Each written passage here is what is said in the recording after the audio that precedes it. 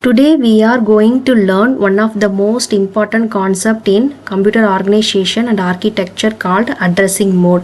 Whenever the CPU executes an instruction, it must know where the required data is located. Addressing mode tells the processor how to find that data.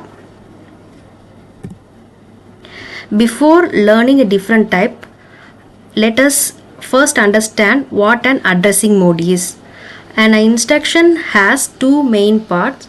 First part is the opcode, which tells the CPU what operation to perform, such as add, subtraction or load.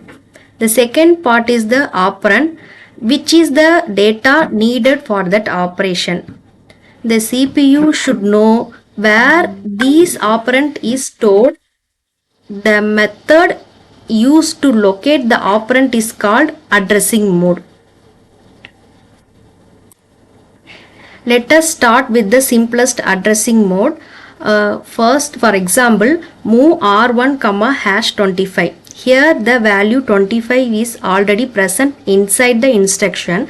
The CPU does not search memory because the data is directly available. It simply copies the 25 into the register R1. Since memory not accessed, this is the fastest addressing mode. Now let us see direct addressing mode. For example, load R1, 2050. The instruction contains the address 2050. The CPU goes directly to the memory location 2050. Suppose the memory location 2050 contains the value 80. Then register R1 receives 80. Only one memory access is required here. The effective address equals the address mentioned in the instruction. Indirect addressing mode. This addressing mode is slightly different. Suppose the instruction is load R1, of 2050. Here the memory location 2050 does not contain the data. Instead, it contains another address. For example, memory of 2050 equal to 3000, memory of 3000 equal to 75. The CPU first goes to the 2050, it finds another address 3000, then it goes to 3000 to get the actual address, which is the 75. So, two memory access are required here. This addressing mode is slower but more flexible. Register addressing and register indirect addressing mode. First, let us see register addressing mode. The operand is already stored inside another register. Example, move R1, R2. If R2 contains 40, then 40 is occupied into R1. No memory access is required here. Register are inside the CPU, so this mode is very fast. Next is register indirect addressing mode. Now consider this example. Register R2 contains 800. Memory location 800 contains 95. Another instruction, load R1, R2. R1, of R2. The CPU looks inside R2. If it finds the address 800, then it accesses the memory location 800. Finally, it loads the 95 into R1. Only one memory access is needed here. Displacement.